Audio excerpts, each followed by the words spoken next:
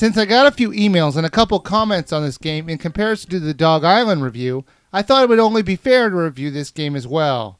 So let's review Pets Dogz 2. While the game is very similar, it feels like a step backward. The game is basically running on the same engine as the Dog Island with the same enemies, textures, and control in both games. But everything about it has been made too simple and dumbed down. My first problem with the game is the way it's being sold. I got this excerpt from a description of the game from Amazon. Pick a puppy pal from a pack of fuzzy and adorable puppies in Pets Dogz 2. Together, you and your new cuddly companion will encounter a world that's fun to play in, explore, and share. Dress up your puppy in fun puppy clothes, play for hours with new toys, or look for hidden surprises that give your puppy new abilities. Customize your puppy's environment with abilities and toys, and unlock more goodies as you get better at caring for your new best friend. Now that description sounds like you're going to play a dog simulator, and I can see how many parents mistakenly bought this game thinking the same thing. The truth is you play as a dog, who stupidly releases an evil wolf from jail. And the wolf uses a magic hat to take over the world and turn all the wild animals crazy. You have to repair your town and eventually kill the wolf and return the magic hat. The story isn't very compelling.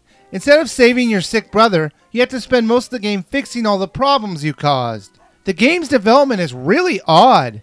If you're going to take everything that was good in the Dog Island and make it simpler for younger kids, that's fine. But why would you make the storyline for the game so dark it might scare them? Another problem I had was the smelling you had to do.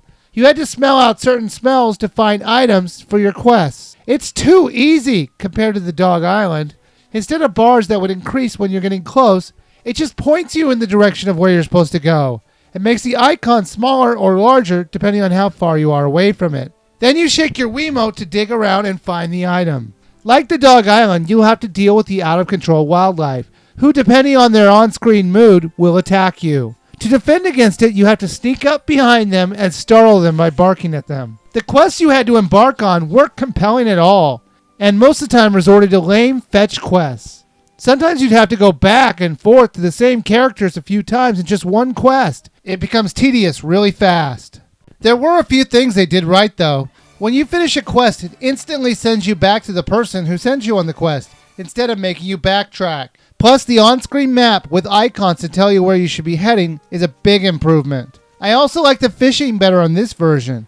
It felt tighter and easier to do. There were also minigames to play, but they weren't compelling to replay at all. They felt like it was an add-on to the game at the last minute.